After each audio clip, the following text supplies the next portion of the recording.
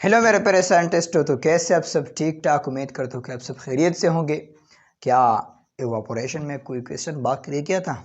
है नहीं भाई, क्या करेंगे? वेपर प्रेशर से स्टार्ट लेंगे। Vapour pressure, vapour pressure. नाम में तो कुछ गड़बड़ है यार, वेपर है, प्रेशर है।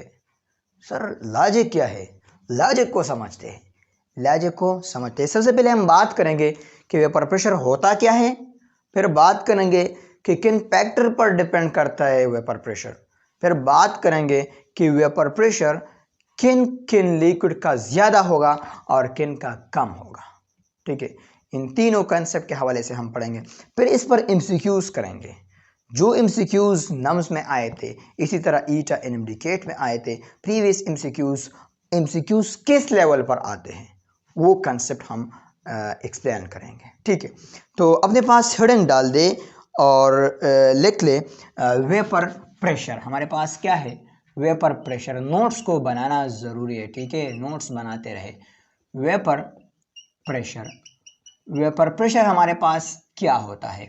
वेपर प्रेशर देखो, वेपर प्रेशर हमारे पास क्या होता है।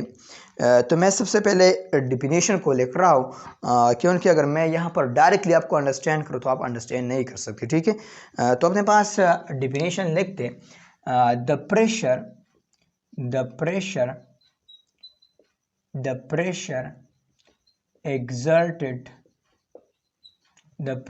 exerted by vapors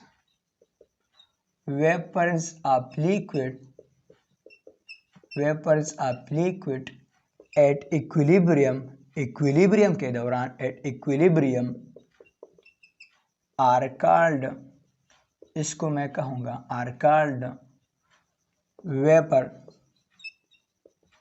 pressure, are called vapour pressure. अब देखो, सपोज ये हमारे पास एक बीकर है और इसमें वाटर है।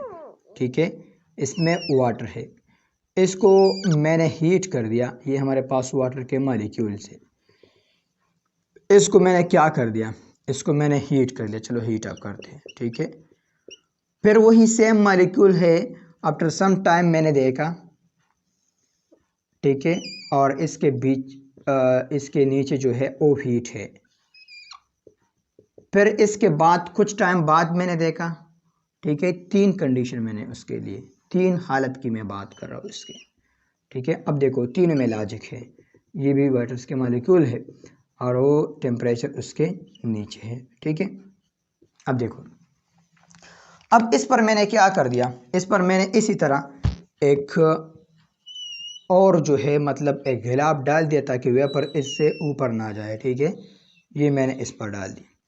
इसी तरह इस पर भी मैंने इस तरह इसको कवर कर दिया। ठीक है, कवर इसलिए कर दिया ताकि इससे कोई वेपर्स बाहर ना जाए। ठीक है, इसी तरह इसको भी कवर कर दिया ताकि कोई वेपर बाहर ना जाए। ठीक है, अब इस तरह ज़रूरी नहीं है कि इस पर खामखा ये आप ले, ठीक है, कोई और भी ले सकते, लेकिन एक बुक में इस तरह दिया था तो मैंने कहा चलो इसी तरह डायग्राम लेते हैं। स्टूडेंट्स का कंसेप्ट भी उस बुक के मुताबिक बन जाएगा। इसके अलावा आप इसको इस तरह भी रख सकते हैं, मतलब इस पर इस तरह एक हेड भी आप ले सकते हैं। ठीक है, कोई बात नहीं।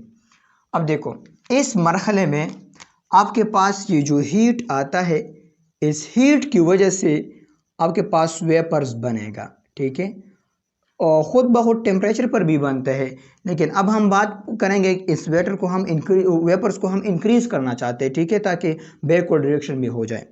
तो अपने पास ये लेके द वेपर्स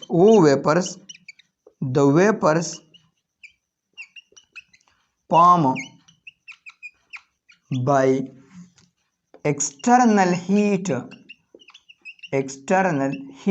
मतलब आपने हीटिंग प्रोवाइड कर दिया। The vapour form by external heating are called, इसको मैं कहूँगा आर कॉल्ड वेपोराइजेशन। इस प्रोसेस को मैं कहूँगा वेपोराइजेशन। वो प्रोसेस, वो वेपर्स जो कि हीट के बुनियाद पर बन गई है, उस वेपर्स, उस फिनोमेना को मैं कहता हूँ वेपोराइजेशन। ठीक है, और जो खुद ब खुद बनते हैं उस फिनोमेना, उस प्रोसेस को मैं कहता हूँ एवापोरेशन। ठीक है, तो अब देखिए यहाँ पर अगर आप देखें तो आपके पास वेपोराइजेशन रेट जो है, वेपोराइजेशन का रेट जो है ये आपके पास हाई है, मतलब आपके पास हाई वेपोराइजेशन रेट है। ठीक है, अब यहाँ पर अगर आप इसका थोड़ा देर बाद आप देख ले, इस पर नज़र डाल लें तो यहाँ पर आपके पास वेपर बन गई हो, मतलब इससे ज़्यादा होगा। अब इस कंडीशन में कुछ वेपर्स यहाँ पर सॉलिड में कन्वर्ट होते हैं और फिर दोबारा यहाँ पर आते हैं, और इस प्रोसेस को मैं कह रहा हूँ कि ये आपके पास क्या है, ये आपके पास कंडेंसेशन है। तो यहाँ पर अगर आप देखें यहाँ पर भी वेपर्स ऊपर जाते हैं, लेकिन यहाँ पर वेपर ज़्यादा मकदार में जाते हैं, मतलब वेपोराइजेशन जो रेट है, वेपोराइजेशन रेट आपके पास क्या है, ये ज़्यादा है कंडेंसेशन रेट से। ठीक है, अगर आपसे कोई क्वेश्चन करे कि वेपोराइजेशन रेट हमारे पास 0 है, तो 0 नहीं है भाई, वेपोराइजेशन रेट हमारे पास नॉट इक्वल टू 0, ये हमारे पास 0 के बराबर नहीं है। इसी तरह कंडेंसेशन का जो रेट है, कंडेंसेशन रेट, ये भी हमारे पास 0 के बराबर नहीं है। इस पर मैं इस केस की मैं बात कर रहा हूँ। ठीक है, लेकिन आप ऐसा बोल सकते हैं कि वेपोराइजेशन रेट ज़्यादा है कंडेंसेशन रेट से। यहाँ पर आप देखें तो वेपर यहाँ पर बहुत ज़्यादा होंगे और एक वक्त ऐसा आएगा कि अब यहाँ पर 10 मालिक्यूल ऊपर जाते हैं और इसी तरह 10 मालिक्यूल नीचे भी आएगा। ठीक है, मतलब एक स्टेट ऐसा ही आएगा।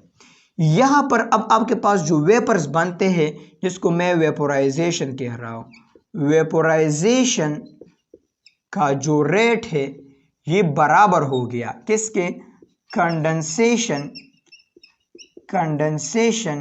रेट के।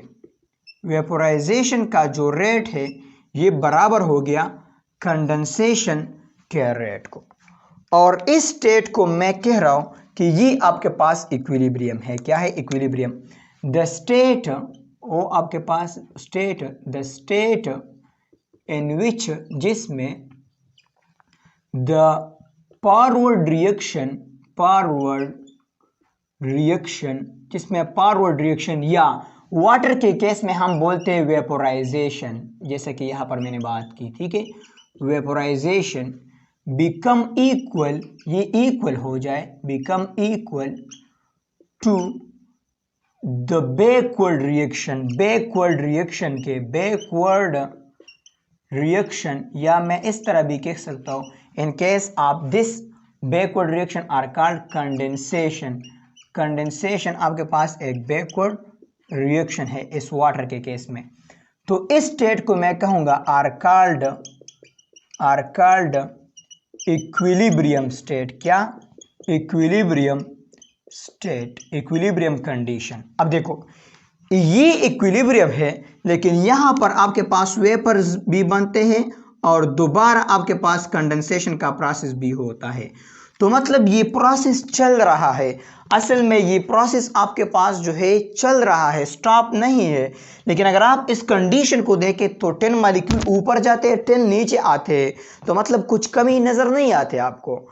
तो आपको ऐसा लगता है कि ये आपके पास ये हालत स्टेट में है, स्टेट ऑफ रेस्ट में है, लेकिन एक्चुअली ये आपके पास रेस्ट में नहीं है, ये चल रहा है, लेकिन आपको पता नहीं चलता। अगर हमारे पास इस हैंड में 5 रुपीस है और इसमें भी 5 रुपीस है, अब मैं 1 रुपये को यह इस हैंड में डालता हूँ, फिर इसमें डालता हूँ, 1 रुपये इसमें डालता हूँ, फिर भी यहाँ पर 5 होगा, लेकिन ये रुपीस आपके पास चेंज होते हैं। ठीक है, तो ये आपके पास एक डायनामिक प्रोसेस है, इसलिए इस इक्विलिब्रियम को मैं कह रहा हूँ कि ये आपके पास दिस टाइप ऑफ इक्विलिब्रियम, जिसमें ये काम चल रहा है, दिस टाइप ऑफ इक्विलिब्रियम, ये इक्विलिब्रियम आपके पास, this type of equilibrium are called, इसको मैं कह रहा हूँ डायनामिक इक्विलिब्रियम। क्या? डायनामिक इक्विलिब्रियम, इसको मैं डायनामिक इक्विलिब्रियम कहता हूँ। क्या कह रहा हूँ? Dynamic equilibrium. अब दूसरा बात, ये डायनामिक जो इक्विलिब्रियम से ये केमिकल के साथ रिलेटेड है, केमिस्ट्री के साथ रिलेटेड है, क्योंकि H2O भी आपके पास एक केमिकल से, ठीक है, वो सब चीज़ जो एटम्स और ये से बना है ये आपके पास केमिकल से, ठीक है। तो इस वजह पर मैं इसको कह रहा हूँ और this is called chemical dynamic equilibrium. ये आपके पास केमिकल डायनामिक इक्विलिब्रियम है। ये तीन बातें आपने याद रखना है। अब केमिकल डायनामिक इक्विलिब्रियम के बाद देखो यहाँ पर इक्विलिब्रियम एस्टेब्लिश हो गया। ये आपके पास क्या है? इक्विलिब्रियम है, क्योंकि वेपोराइजेशन रेट मतलब फॉरवर्ड रेट, कंडेंसेशन रेट मतलब बैकवर्ड रेट के बराबर हो गया। इक्विलिब्रियम है और डायनामिक इक्विलिब्रियम है, केमिकल डायनामिक इक्विलिब्रियम है। अब देखो यहाँ पर ये वेपर ऊपर जाता है और ये ऊपर से नीचे आता है, तो इसका कोलिजन क्या पॉसिबल है? जी बिल्कुल पॉसिबल है। मतलब ये वेपर्स एक दूसरे के साथ किसी भी जगह कोलाइड हो सकते हैं। अब जब दो वेपर्स एक दूसरे के साथ कोलाइड होता है तो क्या ये एक दूसरे पर फोर्स लगाएगा? जी बिल्कुल लगाएगा, कुछ ना कुछ तो लगाएगा, लेकिन लगाएगा। एक वेपर दूसरे वेपर पर फोर्स लगाएगा, कुछ एरिया पर लगाएगा ना, ठीक है। तो मतलब फोर्स पर यूनिट एरिया को तो मैं प्रेशर कहता हूं। अब प्रेशर है, किसका प्रेशर है? वेपर्स का है भाई। इसलिए मैं कह रहा हूं कि this is called vapour pressure. इसको मैं वेपर प्रेशर कहता हूं। मैंने किया the pressure exerted by vapours of liquid at equilibrium are called vapour pressure. इसको मैं वेपर प्रेशर कहता हूँ। देखो सिंपल सी बात है यार, वेपर्स का प्रेशर है तो वेपर्स प्रेशर बोल दो। अब हमारे हाथ है तो मैं इस तरह इस बोर्ड को मारता हूँ, ठीक है। ये हमारा हाथ है तो हमारा हाथ कुछ फोर्स लगाता है इस बोर्ड के कुछ एरिया पर। देखो इस तरह इस एरिया पर लगाता है ना, ठीक है। तो इस एरिया पर प्रेशर डालता है, ये आपके पास एरिया है, तो force per unit area equal to the pressure. तो ये हमारे हाथ का प्रेशर है, ठीक है, ये हमारे हाथ का प्रेशर है। अगर हमारे पास एक पाइप है, इसमें वाटर है और मैं एक दीवार की तरफ इसको फेंकता हूं तो दीवार पर प्रेशर लगता है, किसका लगता है? वाटर का लगता है, तो ये वाटर का प्रेशर है। अगर मॉलिक्यूल एक दूसरे पर लगाते हैं तो मॉलिक्यूल का प्रेशर कहते यार, वेपर प्रेशर इसको कहते, ठीक है। तो ये आपके पास वेपर प्रेशर है। ये कंसेप्ट समझ में आया? बोलो समझ में आया? अब देखो आपके पास ये वेपर प्रेशर जो है क्या है? आपके पास वेपर प्रेशर है। एक तो बात ये है कि वेपर प्रेशर आपने नाप करना है किस हालत में? एट इक्विलिब्रियम मस्ट बी से, ये आपने बोलना है एट इक्विलिब्रियम स्टेट। आपने किस में बोलना है? At equilibrium state. आपने इसको इक्विलिब्रियम स्टेट में बोलना है, ठीक है। क्यों इक्विलिब्रियम स्टेट में बोलना है? देखो इक्विलिब्रियम स्टेट के दौरान ये जो अपर से मॉलिक्यूल आते हैं और नीचे से ऊपर की तरफ जाते हैं, अब ये मॉलिक्यूल सेम है, मतलब 5 जाते हैं 5 आते हैं, ठीक है। इसका रेट सेम है और ये जो इसका जो स्पीड है ये भी सेम है, ठीक है, इसका स्पीड भी सेम है। तो मतलब इसका फोर्स एक जैसे होगा। तो उस वक्त आप वेपर प्रेशर परफेक्टली फाइंड कर सकते हो, डिफाइन कर सकते हो, मालूम कर सकते हो, ठीक है। इसको मैं वेपर प्रेशर कहता हूं। अगर आपके पास अब ये कंडीशन है तो अब यहां पर आपके पास ज्यादा मॉलिक्यूल जाते हैं और कम आपके पास आते हैं, तो यहां पर ये आपके पास फ्लो आएगा, ये तेज मोशन से जाएगा, तो आप इसको मतलब परफेक्टली डिफाइन नहीं कर सकते। तो हम इक्विलिब्रियम इसलिए बोलते हैं, ठीक है।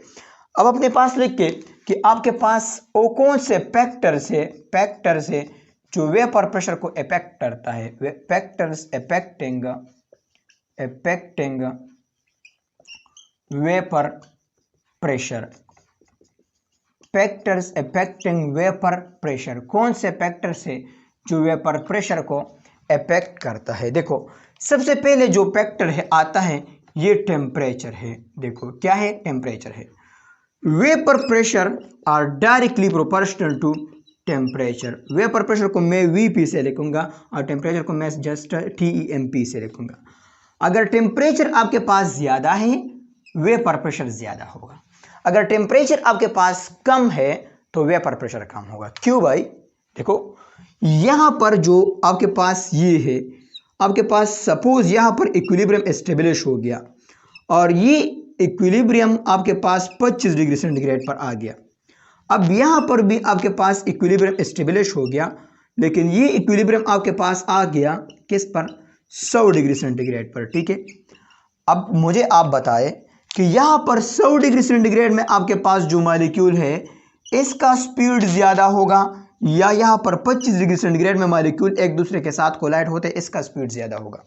डेफिनेटली इसका स्पीड ज्यादा होगा, क्योंकि काइनेटिक एनर्जी इसका ज्यादा, मोशन ज्यादा, स्पीड ज्यादा। तो अब यहां पर ये जो एक दूसरे के साथ टकराव करते हैं तो मतलब बहुत स्पीड से करेगा, ये एक दूसरे के साथ टकराव करता है तो स्लो स्पीड से करेगा। अब जब ये बहुत तेजी से एक दूसरे के साथ टकराव करते हैं तो फोर्स ज्यादा लगाएगा, जब फोर्स ज्यादा लगाएगा तो इस बात का मतलब ये है कि वेपर प्रेशर ज्यादा है, क्योंकि वेपर प्रेशर हम तो बोलते हैं इसका vapour pressure is equal to the force per unit area. Molecule एक दूसरे के एरिया पर कुछ ना कुछ फोर्स लगाएगा, फोर्स ज्यादा है, मॉलिक्यूल का एरिया तो वही सेम है। ठीक है, तो वेपर प्रेशर ज्यादा होगा। फोर्स ज्यादा किसकी वजह से आता है, टेम्परेचर की वजह से, मोशन की वजह से, काइनेटिक एनर्जी की वजह से। इसलिए मैंने बोला vapour pressure are directly proportional to temperature. Temperature ज्यादा, वेपर प्रेशर ज्यादा, टेम्परेचर कम, वेपर प्रेशर कम। तो इस लिक्विड का वेपर प्रेशर ज्यादा इस लिक्विड के वेपर प्रेशर पर। आपको एमसीक्यूज कैसे देगा, एमसीक्यूज आपको ऐसे देगा कि suppose we have two liquids, या in this diagram, in below diagram, in about diagram, which one have more vapour pressure. इसी तरह एक के नीचे लिखेगा 100, दूसरे के 25। तो आपने बोलना है कि ये आपके पास सपोज अल्फा है और ये आपके पास बीटा है, तो आपने ऑप्शन ए में अल्फा, ऑप्शन बी में आपके पास बीटा, ऑप्शन सी में बोथ, तो आपने कौन सा वाला करना है, बीटा वाला करना है। ठीक है, जस्ट ये सब कंसेप्ट समझ में आया, शाबाश, इनको लिख ले, इनकी स्क्रीनशॉट ले, शाबाश। दूसरा जो वेपर प्रेशर डिपेंड करता है, ये डिपेंड करता है इंटरमॉलिक्यूलर फोर्स पर। किस पर, इंटरमॉलिक्यूलर फोर्स, इंटरमॉलिक्यूलर फोर्स पर भी डिपेंड करते हैं साइंटिस्टों। किस तरह, देखो इंटरमॉलिक्यूलर फोर्स आपके पास जितना ज्यादा है उतना उस लिक्विड का वेपर्स कम बनेगा। ठीक है, जिस तरह यहां पर मैंने कहा कि टेम्परेचर लोअर है तो वेपर्स कम बनेगा, कम बनेगा, फोर्स कम लगाएगा, लिहाजा वेपर प्रेशर कम है। अब यहां पर इंटरमॉलिक्यूलर फोर्स ज्यादा है तो ज्यादा है, वेपर्स कम बनेगा, जब कम बनेगा फोर्स कम लगेगा, जब कम लगेगा प्रेशर कम है। ठीक है, तो मैं ऐसा लिखूंगा कि आपके पास ये जो इंटरमॉलिक्यूलर फोर्सेस है ये वेपर प्रेशर का इनवर्स रिलेशन में है। Vapour pressure are inversely related to the intermolecular forces. अगर आपके पास इंटरमॉलिक्यूलर फोर्सेस ज्यादा है तो वेपर प्रेशर क्या होगा, और वेपर प्रेशर आपके पास कम होगा। ये ज्यादा, इसका मतलब है ज्यादा, तो वेपर प्रेशर आपके पास कम। अगर आपके पास इंटरमॉलिक्यूलर फोर्सेस जो है ये आपके पास कम है तो आपके पास वेपर प्रेशर ज्यादा होगा। हाउ, किस तरह सर, मुझे समझाओ किस तरह। देखो इस तरह, देखो मैं आपको एक बात बता रहा हूं, यहां पर हमारे पास लिक्विड है और ये लिक्विड हमारे पास है, चलो वाटर का है, ये भी वाटर का है, H2O है, H2O है, H2O है, ये भी H2O है। अब यहाँ पर एक और लिक्विड है, चलो और भी लेते हैं, कोई बात नहीं। यहाँ पर हमारे पास एक और लिक्विड है और ये है आपके पास ईथर का है। ईथर तो आप जानते हो ना, ईथर किसको कहते हैं, पता है आपको? अरे यार स्पिरिट को कहते हैं, स्पिरिट। ओ सर ये तो मुझे आता है, ठीक है ठीक है। ये आपके पास क्या है, ये आपके पास स्पिरिट है। क्या है आपके पास, स्पिरिट है। अब ये बात तो आपको कंफर्म है, मुकम्मल कंफर्म है कि सर स्पिरिट वोलेटाइल है। अगर मैं स्पिरिट को एक गिलास रख लो और इस तरह मैं वाटर का रख लो तो स्पिरिट जो है इसका स्मेल मुझ पर लगता है, मतलब इससे मॉलिक्यूल मेरे जो है नॉस्ट्रल को चूमते हैं, और नॉस्ट्रल को चूमते हैं। देखो तो मतलब स्पिरिट आपके पास वोलेटाइल है, इसमें ये मॉलिक्यूल जो है ये ऊपर की तरफ जाते हैं, वेपर में जल्दी कन्वर्ट होते हैं एज कंपेयर टू वाटर का।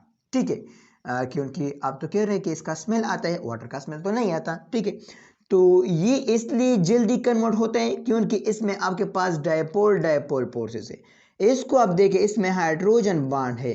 तो अब अगर आप स्ट्रेंथ की बात कर ले तो स्ट्रेंथ किसका ज्यादा है, हाइड्रोजन बॉन्ड का स्ट्रेंथ ज्यादा है। किससे, डायपोल डायपोल फोर्सेस से। अब डायपोल डायपोल फोर्सेस से इसका स्ट्रेंथ ज्यादा है। तो जिसका स्ट्रेंथ ज़्यादा उसका एवापोरेशन आपके पास कम, जिसका इंटरमॉलिक्यूलर फोर्स ज़्यादा उसका एवापोरेशन कम। इसलिए आप पर जो स्पिरिट का स्मेल है ये जल्दी लगता है एज कंपेयर टू वाटर के निस्बत। या आप स्पिरिट को स्मेल कर सकते हैं लेकिन वाटर को नहीं स्मेल कर सकते। जिस तरह आप स्पिरिट को करते हैं, डायरेक्ट आप किसी कमरे के कोने में रख दें तो आप पर डायरेक्टली लगता है, लेकिन वाटर का नहीं लगता। आप रख ले, ठीक है। तो ये जल्दी वेपर्स में कन्वर्ट होता है। अब जितना वेपर ज़्यादा बनेगा उतना आपके पास ये दोबारा आएगा, एक दूसरे से टकराव करेगा या लिक्विड के सरफेस पर टकराव करेगा। जब टकराव करेगा तो इसका वेपर प्रेशर ज़्यादा होगा, किसके निस्बत?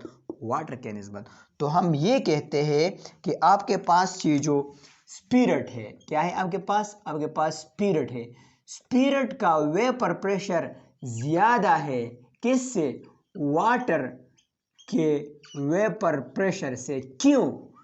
क्योंकि हमने ये कहा था कि आपके पास वेपर प्रेशर है ये इनवर्सली रिलेटेड है इंटरमॉलिक्यूलर फोर्स के साथ। इंटरमॉलिक्यूलर फोर्स से जितना ज़्यादा उतना वेपर प्रेशर कम। अब वाटर में तो इंटरमॉलिक्यूलर फोर्स ज़्यादा है, मतलब हाइड्रोजन बॉन्ड है, ताकतवर है, तो इसी वजह से वाटर का वेपर प्रेशर कम आया है स्पिरिट के वेपर प्रेशर से। ये कंसेप्ट आपको समझ में आया? देखो एक और लिक्विड लेते हैं। यहाँ पर आपके पास एक लिक्विड है और ये लिक्विड आपके पास है किसका है? चलो आपके पास ये लिक्विड जो है NH3 का है। किसका है? NH3 का लिक्विड है आपके पास, NH3 का। ये आपके पास NH3 का है, ये भी आपके पास NH3 का है, ये भी आपके पास NH3 का है, ठीक है। ये आपके पास NH3 का है और ये एक और लिक्विड है आपके पास, और ये लिक्विड आपके पास किसका है? ये लिक्विड मैं लेता हूँ कि ये आपके पास Br2 का है। किसका है? Br2 का है। ये आपके पास Br2 का लिक्विड है, ठीक है। Br2 का इस तरह ये आपके पास Br2 है। अब देखो यहाँ पर अगर आप देखें तो Br2 में कौन सा फोर्स प्रेजेंट है? देखो मैंने आपको कहा था कि नॉन पोलर में कौन सा फोर्स प्रेजेंट है? आपके पास जो है लंदन डिस्पर्जन फोर्सेस है। लेकिन एक NH3 का दूसरे NH3 के साथ हाइड्रोजन बॉन्ड है, तो मैं इस तरह लिखता हूँ कि इसकी स्ट्रेंथ किसका ज़्यादा है? तो आप कहेंगे कि हाइड्रोजन बॉन्ड का स्ट्रेंथ ज़्यादा है, किससे? लंदन डिस्पर्जन फोर्स से। अब जिसका स्ट्रेंथ ज़्यादा उसका इसका वेपर प्रेशर कम होगा, तो इसी वजह से NH3 का जो वेपर प्रेशर होगा ये कम होगा, इसका इन्वर्स लिख के, किसका के मुकाबले में? Br2 के वेपर प्रेशर के मुकाबले में। कंसेप्ट समझ में आया? बिल्कुल समझ में आया। जिसका इंटरमॉलिक्यूलर फोर्स ज़्यादा उसका वेपर प्रेशर कम, जिसका वेपर प्रेशर कम उसका इंटरमॉलिक्यूलर फोर्स ज़्यादा, इनवर्स रिलेशन में। अगर मैं आपको ऐसा दो, देखो चलो ये इसको लेके इस पर MCQs कर दे, शाबाश। चलो मिटाते हैं। अब MCQs अपने पास लिख के, the liquid having low vapour pressure, वो लिक्विड जिसका वेपर प्रेशर कम है कौन सा है? देखो कौन सा है? ऑप्शन ए आपके पास NH3 है, ऑप्शन बी आपके पास जो है क्या है? मैं बोलता हूँ H2O है, ऑप्शन सी आपके पास HF है, ऑप्शन डी आपके पास all have same vapour pressure because all have, क्योंकि all में हाइड्रोजन बॉन्ड है। अरे सर ये क्या बताया? क्योंकि all have हाइड्रोजन बॉन्ड। कौन सा ऑप्शन आता है? शाबाश, कर ले शाबाश, पॉज करके कर ले शाबाश, सोच कर ले, वीडियो को स्टॉप कर ले, प्रैक्टिस कर ले, शाबाश। और देखो सर मुझे तो ये ऑप्शन लगता है, क्योंकि इसमें भी हाइड्रोजन बॉन्ड है, इसमें भी हाइड्रोजन बॉन्ड है, इसमें भी हाइड्रोजन बॉन्ड है, लिहाजा ये ठीक है। गलत है। क्या है? अरे सर हमें डिस्करेज करते हो? नहीं यार, आप स्टार हो, आप टैलेंटेड हो, कंसेप्ट भी आपको आते हैं, फिर भी एमसीक्यूज आपने गलत करे। क्यों? देखो, क्योंकि आप जो है रिवीजन नहीं करते। देखो, आपके पास, मैंने आपको बताया था कि आपके पास वेपर प्रेशर है, vapour pressure are inversely proportional to the intermolecular forces. बिल्कुल सर मुझे पता है, ये तो ठीक है, इंटरमॉलिक्यूलर फोर्सेस तो इसमें सेम है, इसलिए मैंने बताया था। देखो अब यहां पर देखो, आपके पास NH3 है, तो NH3 में एक हाइड्रोजन बॉन्ड है, क्या है? एक हाइड्रोजन बॉन्ड। H2O है आपके पास, H2O में दो हाइड्रोजन बॉन्ड है। HF है आपके पास, HF में कितने बॉन्ड है? इसमें भी एक हाइड्रोजन बॉन्ड है, ठीक है। मैं HF में फ्लोरीन की बात कर रहा हूँ, H2 में ऑक्सीजन की बात कर रहा हूँ, NH3 में नाइट्रोजन की बात कर रहा हूँ। ये एक बनाता है N, दो बनाता है ऑक्सीजन, फ्लोरीन एक बनाता है, ठीक है, एक हाइड्रोजन बॉन्ड है। अब ये बात आपको कंफर्म है, ठीक है।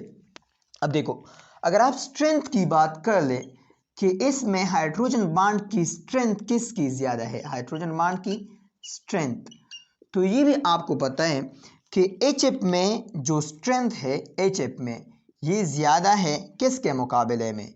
H2O के मुकाबले में। इसमें स्ट्रेंथ ज्यादा है NH3 के मुकाबले में, ठीक है, ये है। लेकिन अगर आप इनको देखें, इसका स्ट्रेंथ तो ज्यादा है, ये तो मुझे पता है। इसमें एक हाइड्रोजन बॉन्ड है, इसमें दो हाइड्रोजन बॉन्ड है, और इसमें जो है एक हाइड्रोजन बॉन्ड है। अब इसका स्ट्रेंथ इससे ज्यादा है, इसका स्ट्रेंथ इससे कम है, ये बात ठीक है। लेकिन यहां पर दो हाइड्रोजन बॉन्ड है, तो दो हाइड्रोजन बॉन्ड की वजह से मैं ऐसा लिखूंगा, due to to hydrogen bond की वजह से वाटर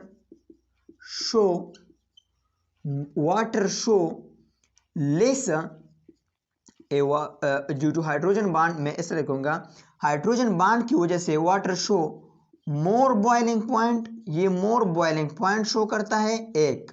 दूसरा, लेस एवापोरेशन शो करता है, less evaporation, and less vapour pressure from HF के मुकाबले में ये कम शो करते हैं, क्योंकि इसमें दो हाइड्रोजन बॉन्ड है और HF में ओनली वन हाइड्रोजन बॉन्ड है।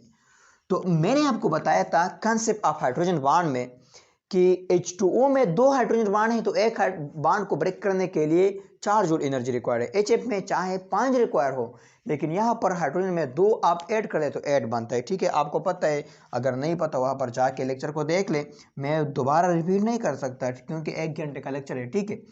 तो इसलिए ये H2O का जो फिजिकल प्रॉपर्टी है, ये HF से पहले आता है।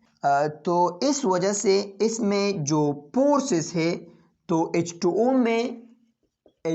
में जो इंटरमॉलिक्यूलर फोर्सेस है ये ज्यादा बनते हैं, ठीक है। मतलब दो हाइड्रोजन बॉन्ड है तो इसमें इंटरमॉलिक्यूलर फोर्सेस ज्यादा बनते हैं HF के मुकाबले में। HF में जो इंटरमॉलिक्यूलर फोर्सेस बनते हैं ये ज्यादा बनते हैं NH3 के इंटरमॉलिक्यूलर फोर्सेस के मुकाबले में। अब देखो, जितना इंटरमॉलिक्यूलर फोर्सेस आपके पास ज्यादा, इतना आपके पास वेपर प्रेशर कम होगा, ये बात तो आपने कहा था ना। तो मतलब इंटरमॉलिक्यूलर फोर्सेस इसमें ज्यादा है तो वेपर प्रेशर सबसे कम होगा। तो अगर मैं वेपर प्रेशर की बात कर रहा हूं तो ये इंटरमॉलिक्यूलर फोर्सेस सबसे ज्यादा, इसमें सबसे कम होगा, ये सबसे इस तरह मतलब आखिर में आएगा। इसमें इंटरमॉलिक्यूलर फोर्सेस सबसे कम है, तो जिसका इंटरमॉलिक्यूलर सबसे कम, इसका वेपर प्रेशर इतना ज्यादा, समझ रहे हो ना।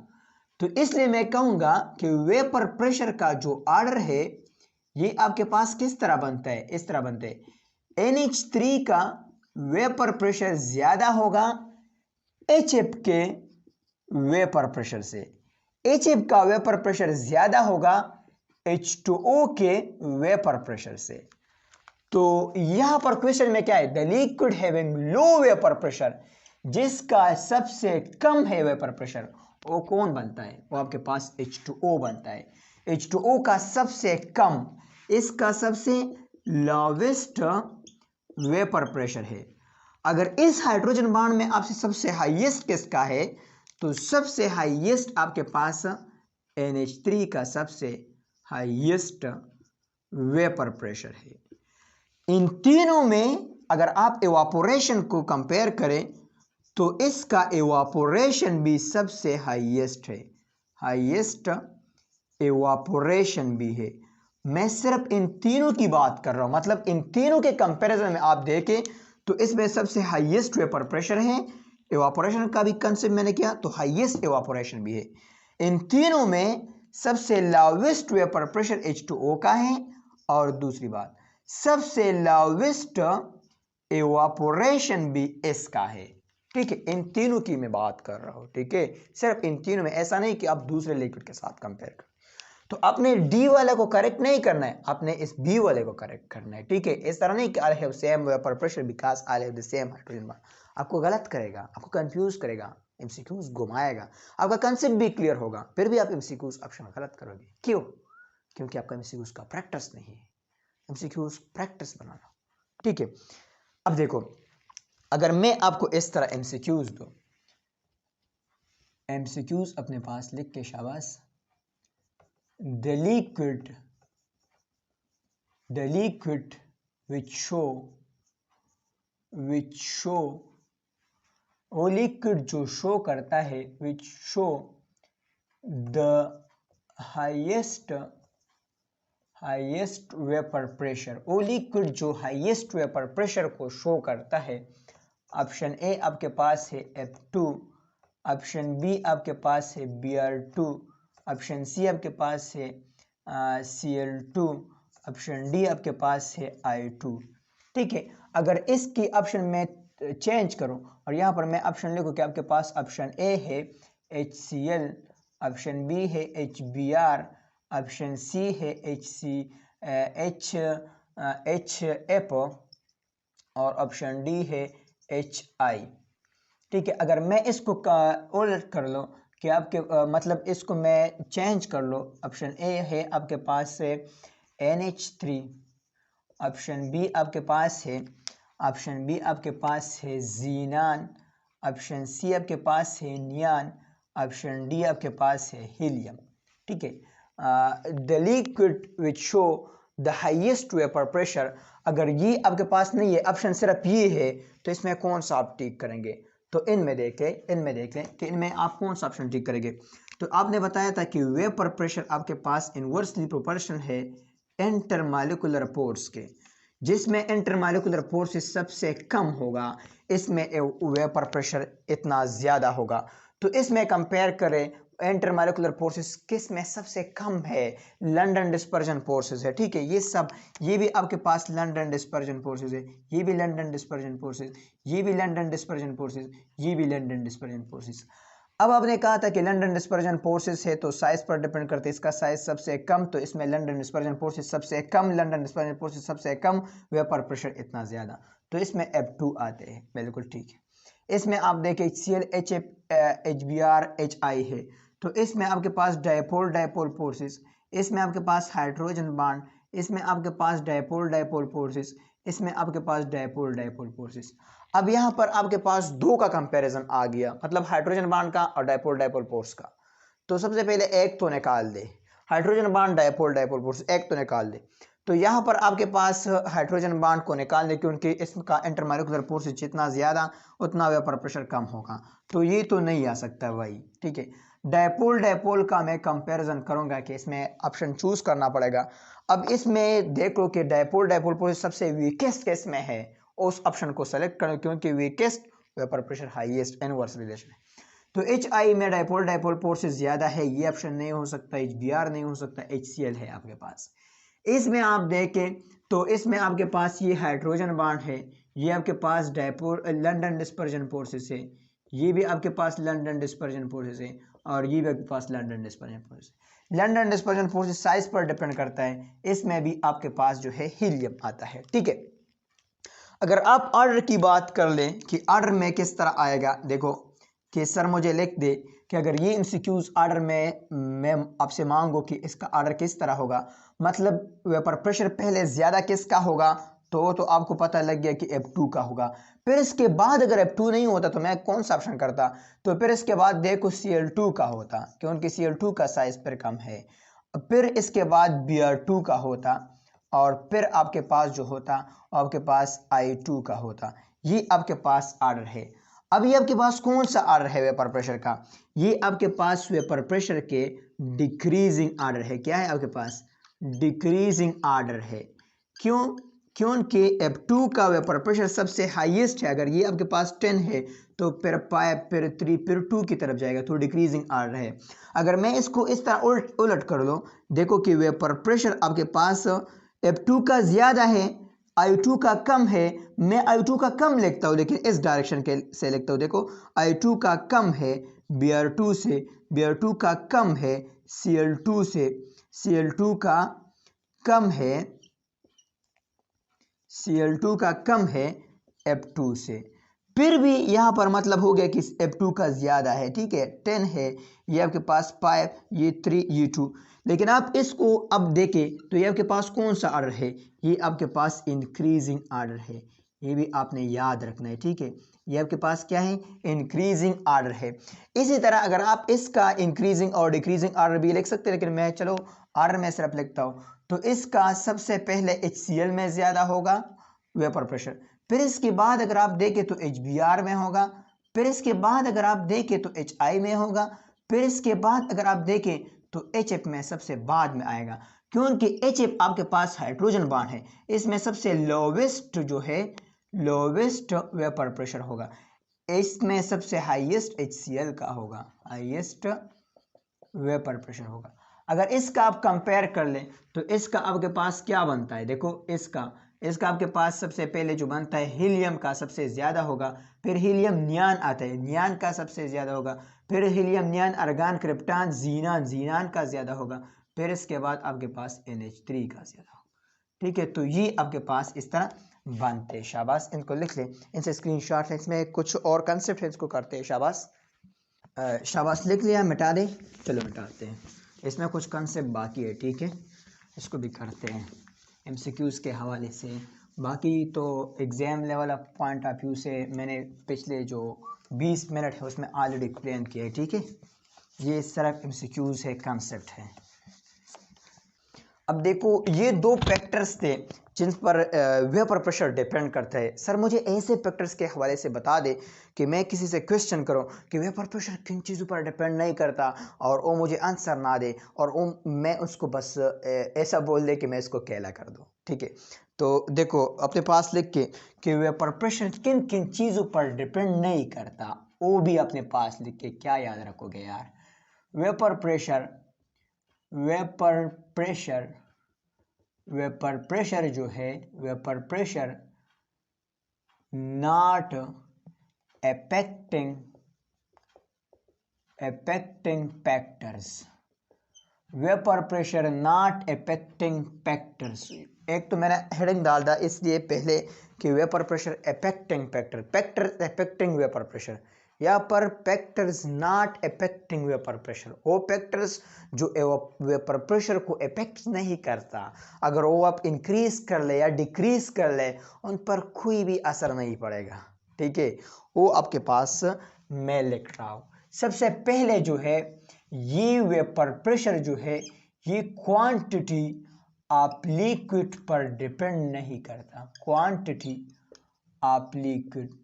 आप क्वांटिटी ऑफ लिक्विड को चाहे कितना भी इंक्रीज कर ले उन पर वेपर प्रेशर जो है डिपेंड नहीं करता।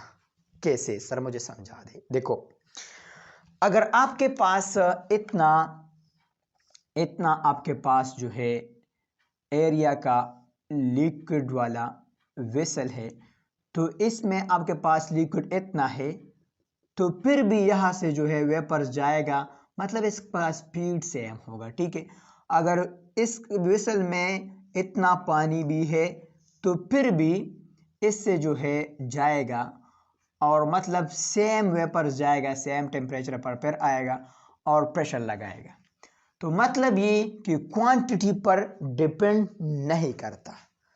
इसमें आपके साथ जो है एक खेल खेलेगा MCQs में। किस तरह खेल खेलेगा, देखो स्केल इस तरह खेलेगा, आपको एमसीक्यूज देगा, इन अ कंटेनर, एक कंटेनर आपके पास है, in a container the quantity, in a container the quantity of liquid, the quantity of liquid are 50 ml, इसका वाटर की क्वांटिटी जो है 50 ml है।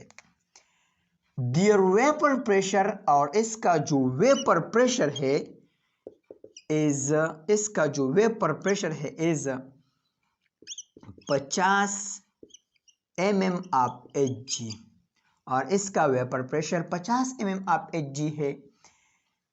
इफ इन दिस कंटेनर, अगर इस कंटेनर में, इफ इन दिस कंटेनर, अगर इस कंटेनर में, if in this container the amount of liquid, या the quantity of liquid, the quantity of liquid, अगर इसमें क्वांटिटी ऑफ लिक्विड जो है बिकम डबल, अगर ये डबल हो गया, then the vapour pressure, then the vapour pressure, तो फिर आपके पास जो वेपर प्रेशर होगा वो क्या होगा? ऑप्शन ए आपके पास ऐसा लिखिएगा, बिकम डबल, ये आपके पास डबल आएगा। ऑप्शन बी में आपसे ये पूछेगा, नहीं भाई, बिकम हाफ, ये आपके पास हाफ हो जाएगा। ऑप्शन सी में ऐसा लिखेगा, रिमेन सेम, ऐसा लिखेगा। ऑप्शन डी में आपके पास ऐसा लिखेगा कि आपके पास लिखेगा नहीं, फोर टाइम इंक्रीज। चलो, फोर टाइम इंक्रीज हो गया, चाहे कोई टैलेंटेड बंदा आ जाए और फोर टाइम को भी कर ले, ठीक है। तो इसमें कौन सा ऑप्शन आता है? तो मैंने आपको बताया कि वेपर प्रेशर जो है ये क्वांटिटी ऑफ लिक्विड पर डिपेंड नहीं करता। क्वांटिटी लेस है, ज़्यादा है, जितना भी है वेपर्स बनता है और एक स्पेसिफिक एरिया पर जो है प्रेशर लगाता है, इस पर डिपेंड नहीं करता, ठीक है। तो क्वांटिटीज ऑफ लिक्विड पर ये डिपेंड नहीं करता। तो आप एमसीक्यूज को रीड कर दे, अगर ये आपको ना पता तो इसमें in a container the quantity of liquid 50 ml, the quantity of liquid become double, तो आप खामखा ऐसा करते कि क्वांटिटी ऑफ लिक्विड डबल हो गया तो बिकम डबल होता, तो ये नहीं आता। इसमें क्या आता है? इसमें रिमेन सेम आता है। अगर ये रिमेन सेम ना दिया होता तो इसकी जगह ऑप्शन आपको ये भी दे सकता है कि 50 mmHg, तो इसका भी मतलब हो गया कि मतलब कंटेनर में क्वांटिटी 50 ml है और इसका वेपर प्रेशर 50 mmHg है। तो अब अगर मैं वाटर को डबल भी कर लो तो फिर भी 50 mmHg रहेगा, क्योंकि सेम ही रहेगा, ठीक है। मतलब चेंज तो नहीं हुआ ना, 50 mmHg ही रहेगा। अब क्वांटिटी वाटर डबल हो गया, फिर भी आपके पास वेपर प्रेशर सेम होगा। तो ऐसा ऑप्शन भी आपको दे सकता है, न्यूमेरिकल्स वैल्यू में भी दे सकते हैं, ठीक है। तो आपने जो है नज़र का ध्यान रखना है, ठीक है। इस तरह एमसीक्यूज को कहते हैं नज़र का धोखा। आपका कंसेप्ट भी क्लियर होगा, लेकिन फिर भी आप इस पर धोखा खाएंगे, ठीक है। दूसरा जो है, ये डिपेंड नहीं करता सरफेस एरिया पर, surface area of liquid, liquid के सरफेस एरिया पर भी डिपेंड नहीं करता, ठीक है। क्या करता? लिक्विड के सरफेस एरिया पर भी डिपेंड नहीं करता। क्यों नहीं करता मुझे समझा दे, मैं आपको समझा रहा हूं। देखो, आपके पास इतना लिक्विड का सरफेस है, ठीक है, ये भी ठीक है। अब यहां पर आपके पास जो है इसका एरिया आपके पास, चलो मैं लिख रहा हूं कि 2 मीटर स्क्वायर है। अब यहां पर एक और आपके पास कंटेनर है और इसका जो ये यूनिट एरिया है ये आपके पास 4 मीटर स्क्वायर है, ठीक है। इस लिक्विड का सरफेस एरिया 4 मीटर स्क्वायर है, इसका 2 मीटर स्क्वायर है। अब वेपर प्रेशर का डेफिनेशन आपने ऐसा कहा है कि vapour pressure is equal to the force per unit area, per unit area, ठीक है। अब अगर यहाँ पर दो वेपर्स के मॉलिक्यूल आते हैं, इसी तरह ये आते हैं, ये आते हैं, ये आते हैं, ये आते हैं, तो पर यूनिट पर आपके पास दो वेपर्स मॉलिक्यूल टच होते हैं। अब अगर आप इन एरिया को इंक्रीज कर ले फिर भी आपके पास जो है ये वेपर्स जाएगा, और फिर भी यहाँ पर यूनिट एरिया पर आपके पास 2 जो है वेपर्स आएगा। तो यहाँ पर भी पर यूनिट एरिया में जितना वेपर्स आते हैं पोर्स लगाते हैं, इसी तरह स्मॉल सरफेस एरिया में भी वही 2 वेपर्स आते हैं और इस पर पोर्स लगाते हैं। ठीक है। हालांकि ये ज़रूर होता है कि आप सरफेस एरिया इंक्रीज करते हो, सरफेस एरिया इंक्रीज करते हो तो आपके पास एवापोरेशन बढ़ता है। तो एवापोरेशन बढ़ता है तो इसका मतलब ये है कि सरफेस एरिया इंक्रीज हो गया, इसके साथ एवापोरेशन बढ़ गया, मतलब पर यूनिट एरिया इंक्रीज हो गया तो अब उस इंक्रीज एरिया पर भी 2 वेपर्स आएंगे। तो इसी वजह से सेम एरिया पर सेम मॉलिक्यूल आते हैं तो आपके पास जो है वेपर प्रेशर सेम ही रहता है। ठीक है, समझ आ गए? बिल्कुल आ गए। तो यहां पर भी आपको इस तरह एमसीक्यूज दे सकते हैं। मैं अब इस पर एमसीक्यूज नहीं कर सकता।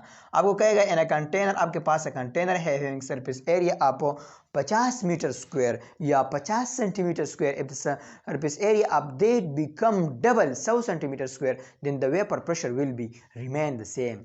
आपके पास रिमेन सेम होगा या न्यूमेरिकल में भी सेम आएगा। ठीक है, एक तो quantity surface area of liquid पर भी डिपेंड नहीं करता। ये ऐसे बातें हैं ना जो आप किसी दूसरे को बता दें उस पर आप जो है उसको केला कर सकते हैं। ठीक है, ये ऐसी बातें हैं।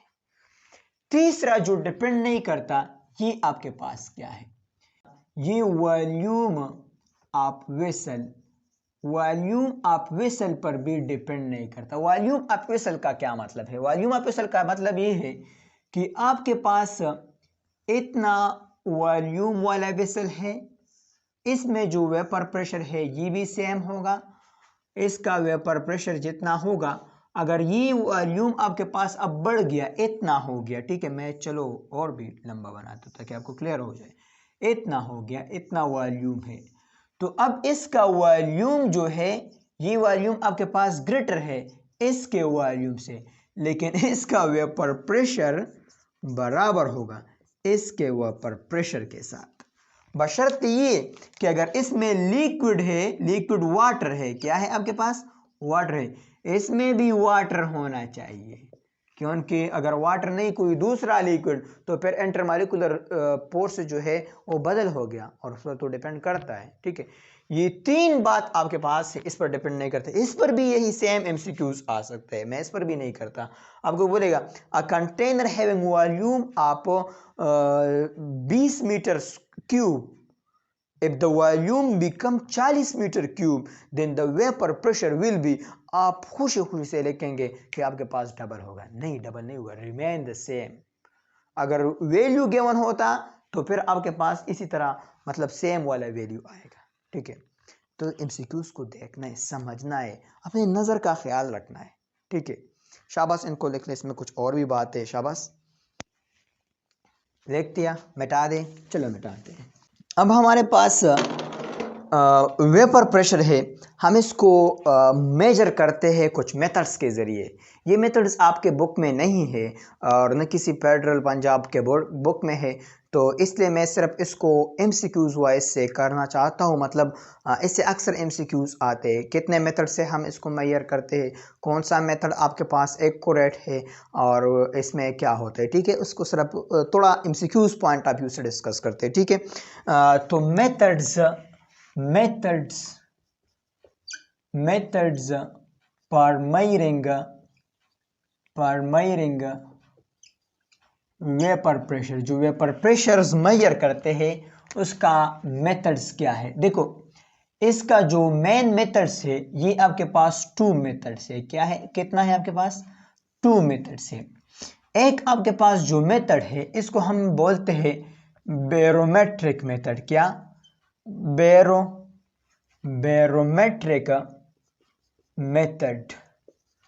बैरोमेट्रिक मेथड है आपके पास। दूसरा जो आपके पास है मानोमेट्रिक मेथड।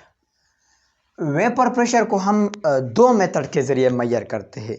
एक आपके पास बैरोमेट्रिक मेथड है और दूसरा आपके पास मानोमेट्रिक मेथड है। ठीक है, इस बैरोमेट्रिक मेथड और मानोमेट्रिक मेथड में हम क्या करते हैं, देखो बैरोमेट्रिक का लफ्ज़ जो है ये बैरोमीटर से निकला है। ठीक है, और बैरोमीटर का जो टॉपिक है ये आपके बुक में गिवन है, चैप्टर नंबर 4 में अगर आप देख लें तो गैसेस में जब मैंने आपको एटमॉस्फेरिक प्रेशर करा रहा था तो उस वक्त मैंने बैरोमीटर जो है कंप्लीटली एक्सप्लेन किया था।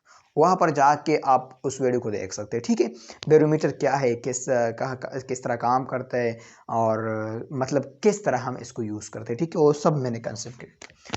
तो बैरोमेट्रिक मेथड में जो है बैरोमीटर यूज़ होते हैं। बैरोमीटर यूज़, एक तो ये बात आपने याद रखना है, क्या यूज़ होते हैं इसमें, इसमें बैरोमीटर जो है ये यूज़ होते हैं। ठीक है, अब यहाँ पर ये मानोमेट्रिक मेथड में जिस तरह के नाम से जाहिर है इसमें मानोमीटर जो है मानोमीटर यूज़ होते हैं। अब सर ये मानोमीटर क्या है, देखो यहाँ पर मैं लिखूंगा। ठीक है, एक आपके पास है गैस, क्या है आपके पास, गैस है आपके पास। ठीक है, क्या है आपके पास, गैस है आपके पास। तो गैस का जो प्रेशर है, इस प्रेशर को, गैस के प्रेशर को नाप करने के लिए जो आला इस्तेमाल होता है, गैस प्रेशर के लिए जो इंस्ट्रूमेंट इस्तेमाल होता है इसको मानोमीटर कहते हैं। क्या कहते हैं, मानोमीटर। ठीक है, इसको क्या कहते हैं, इसको मानोमीटर कहते हैं।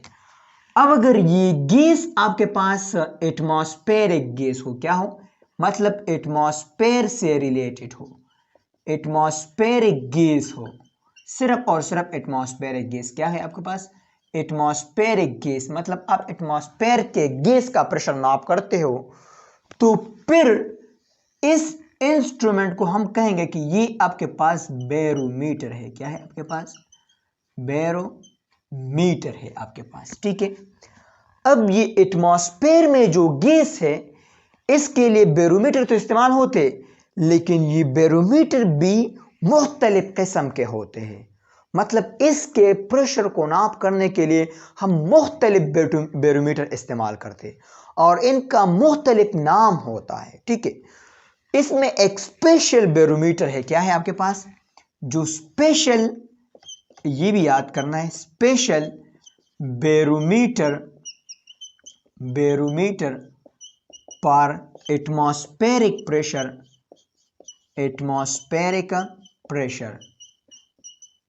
आर, ये आपके पास क्या है, ये आपके पास जो है टूरिसिलन बैरोमीटर है। क्या है आपके पास, टूरिसिलन बैरोमीटर है आपके पास। ये आपके पास क्या है, एक्चुअली ये आपके पास बैरोमीटर है, लेकिन ये आपके पास एक स्पेशल बैरोमीटर है। कि क्या है आपके पास, स्पेशल है। स्पेशल का क्या मतलब, स्पेशल का मतलब ये है कि ज़्यादातर ये एटमॉस्फेयर का जो गैस है, इस गैस के नापने के लिए ये टूरिसिलियन बैरोमीटर इस्तेमाल होता है। क्यों इस्तेमाल होते हैं, क्योंकि इसका जो प्रोसेस है ये सिंपल है, हम जल्दी से कर सकते, एटमॉस्फेरिक प्रेशर को जल्दी नाप सकते। और ये टूरिसिलियन हम इसको क्यों कहते हैं, क्योंकि ये टूरिसिलियन जो है साइंटिस्ट का नाम है, इसने ये इन्वेंट किया था, इसलिए हम इसको टूरिसिलियन बैरोमीटर कहते हैं। ठीक है, ये तो तीनों जो है ये प्रेशर के साथ रिलेटेड है, लेकिन जब प्रेशर गैस का हो तो फिर मानोमीटर, एटमॉस्फेरिक गैस का हो तो फिर बैरोमीटर, अगर ये बैरोमीटर स्पेशल हो गया तो स्पेशल को हम टूरिसिलियन बैरोमीटर कहते हैं। अब देखो यहां पर एक बात और याद रखना है, अगर इस गैस से मैं, गैस प्रेशर से मैं गैस निकाल दूं कि सिर्फ प्रेशर के लिए, चाहे वो गैस का हो, लिक्विड का हो, किसी भी चीज का प्रेशर हो, तो फिर हम इस इंस्ट्रूमेंट को क्या कह रहेंगे, तो फिर हम इस इंस्ट्रूमेंट को कहते हैं पायोमीटर। क्या कहते हैं, पायोमीटर। प्रेशर नापने के लिए जो आला इस्तेमाल होता है इसको मैं कहूंगा पायोमीटर। क्या कहते हैं, पायोमीटर। एक ये बात आपने याद रखना है। अब देखो टेम्परेचर नाप करने के लिए, टेम्परेचर मेजरमेंट के लिए जो इंस्ट्रूमेंट इस्तेमाल होता है इसको हम कहते हैं थर्मामीटर। क्या कहते हैं? थर्मोमीटर। टेम्परेचर को कहते हैं, मीटर पैमाइश को कहते हैं। अब अगर ये टेम्परेचर आपके पास, ये टेम्परेचर जो है ये आपके पास 100 डिग्री सेंटीग्रेड से ग्रेटर है, तो 100 डिग्री सेंटीग्रेड ग्रेटर टेम्परेचर को नाप करने के लिए जो आला इस्तेमाल होता है इसको हम कहते हैं पायरोमीटर। क्या कहते हैं? पायरोमीटर। हाई टेम्परेचर को नाप करने के लिए जो आला इस्तेमाल होता है। ठीक है। इसी तरह अपने पास एक और बात भी नोट कर ले, डेंसिटी हमारे पास है। क्या है? डेंसिटी है हमारे पास। डेंसिटी को मेजर करने के लिए जो इंस्ट्रूमेंट इस्तेमाल होता है इसको कहते हैं पाइनोमीटर। क्या कहते हैं? पाइनोमीटर। पाइनोमीटर यहाँ पर के है, अगर आप के को बोले तो ठीक है, पाइक्नोमीटर लेकिन awkward लगता है। ठीक है, तो फिर हम इसको पाइनोमीटर कहते हैं। तो पाइनोमीटर हमारे पास इस्तेमाल होता है। ये थर्मामीटर, पायरोमीटर, पाइक्नोमीटर, इसी तरह टूरिसिलियन बैरोमीटर ये, और बैरोमीटर, मानोमीटर और पायोमीटर, ये सब आपने याद करना है। ये अक्सर एमसीक्यूज में आता है और मैं एक्चुअली जो ये कर रहा था इसमें ये भी करना चाहता था। ठीक है, तो ये आपने याद रखना है। दूसरी बात यहां पर देखो, अब इसमें बैरोमीटर इस्तेमाल होता है तो इसका मतलब ये है कौन सा वाला बैरोमीटर? ये बैरोमीटर। अब यहां पर जो बैरोमीटर इस्तेमाल होता है ये भी आपके पास ये टूरिसिलियन वाला भी हो सकता है। ठीक है, और ये एक्चुअली है भी। ठीक है, यहां पर देखो बैरोमीट्रिक जो मेथड है ये आपके पास लेस एक्यूरेट है। क्या है? लेस एक्यूरेट मेथड है आपके पास। लेस एक्यूरेट मेथड है।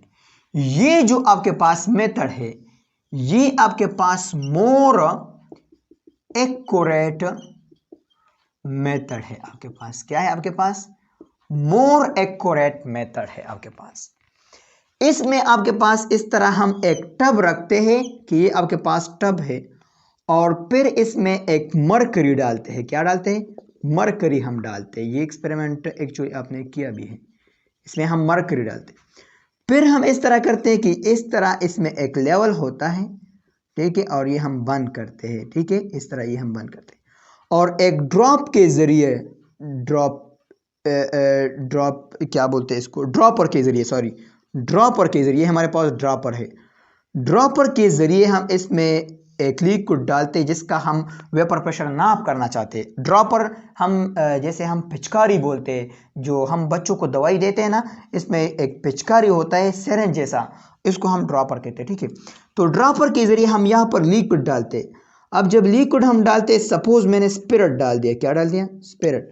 अब स्पिरिट का वेपर बनेगा, यहाँ पर इस तरह ये आएगा, यहाँ पर ये लिक्विड इतना आ गया, इसका वेपर्स आएगा। ये वेपर्स इस लिक्विड के सरफेस पर जो है प्रेशर लगाएगा, इसको तो हम वेपर प्रेशर बोलते हैं। यहाँ पर मुख्तलिफ स्केल होते हैं और मुख्तलिफ स्केल से हम फिर नाप करते हैं कि ये इसका 537 mmHg है, इसका इतना है, इसका इतना है। इसके ज़रिए हम ये नाप सकते हैं।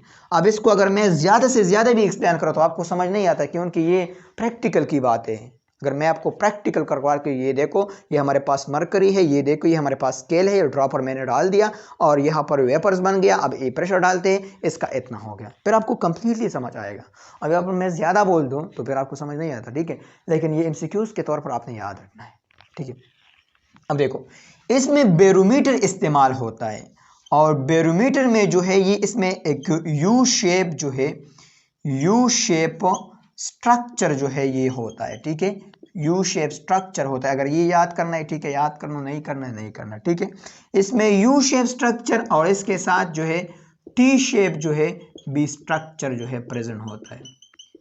ठीक है, ये याद मत करो। ठीक है, अगर याद होते है तो याद कर लो, नहीं तो नहीं करना, क्योंकि अगर इस इंस्ट्रूमेंट को आप देखें तो फिर आपको पता चलेगा। ठीक है, लेकिन ये मानोमेट्रिक जो मेथड है ये आपके पास एक्यूरेट मेथड है और इसके थ्रू, ये मानोमेट्रिक मेथड के थ्रू हम जो वेपर प्रेशर का फार्मूला निकालते हैं तो वेपर प्रेशर का मैथमेटिकल फॉर्म इस तरह आते हैं। देखो मैथमेटिकल में हमारे पास जो पाम आता है, मैथमेटिकल पाम हमारे पास इसके थ्रू आता है। आपके पास ये है vapour pressure is equal to the del H plus delta P. ये आपके पास इसका जो है मैथमेटिकल फॉर्म आता है, ठीक है। ये आपके पास इसका मैथमेटिकल फॉर्म आता है। ये डेल एच आपके पास क्या होता है, ये आपके पास एक्चुअल हाइट होता है, बस आप इसको याद कर लें, ठीक है।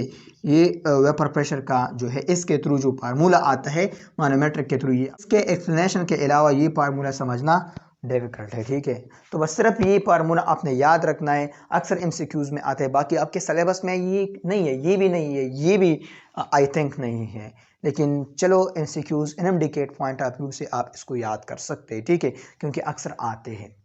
यहाँ पर वेपर प्रेशर का लेक्चर जो है ख़त्म होता है, इसमें कुछ भी बाकी रह नहीं गया है। मैंने सब कंसेप्ट किया, फेडरल बोर्ड से रिलेटेड, पंजाब से, केपीके से, एनएमडी के जितने भी प्रीवियस एमसीक्यूज आए थे उसका कंसेप्ट भी मैंने एक्सप्लेन किया, रिपीट किया। अब इंशाल्लाह नेक्स्ट लेक्चर में हम बॉइलिंग पॉइंट पढ़ेंगे, आपको ये भी बताएंगे कि ये बॉइलिंग पॉइंट हमारे पास एक्सटर्नल प्रेशर के साथ किस तरह जो है रिलेट होता है। अगर एक्सटर्नल प्रेशर इंक्रीज होता है तो बॉइलिंग पॉइंट इंक्रीज होता है, अगर एक्सटर्नल प्रेशर हमारे पास डिक्रीज होता है तो बॉइलिंग पॉइंट डिक्रीज होता है, ठीक है। ये आपको बताएंगे। हम आपको ये भी बताएंगे कि अगर आप माउंट एवरेस्ट पर जाए तो वहां पर आपके पास खाना जल्दी पक जाएगा, या यहाँ पर जो है आप घर में खाना पकाते हो तो यहाँ पर जो है ज़्यादा जल्दी पकता है, ठीक है। और इसका रिलेशन क्या है, कुकिंग, एक्सटर्नल प्रेशर और बॉइलिंग पॉइंट का एक रिलेशन मैं आपको बताऊंगा ट्रिक अंदाज से, ठीक है। फिर इसके बाद एक्सप्लेन करेंगे कि ये प्रेशर कुकर किस तरह काम करता है और वैक्यूम डिस्टिलेशन किस तरह काम करते हैं। आपको ये भी बताएंगे कि ये बॉइलिंग पॉइंट किन लिक्विड का ज्यादा होता है, किन का कम होता है, और क्यों ज्यादा होता है, क्यों कम होता है। और आपको बॉइलिंग पॉइंट का एक यूनिक डिफिनीशन भी बताएंगे। ये ऐसा नहीं कि आपको कहेंगे कि the temperature at which liquid convert into vapours are called boiling point, नहीं, इसके अलावा एक यूनिक डिफिनीशन आपको बताएंगे, ठीक है।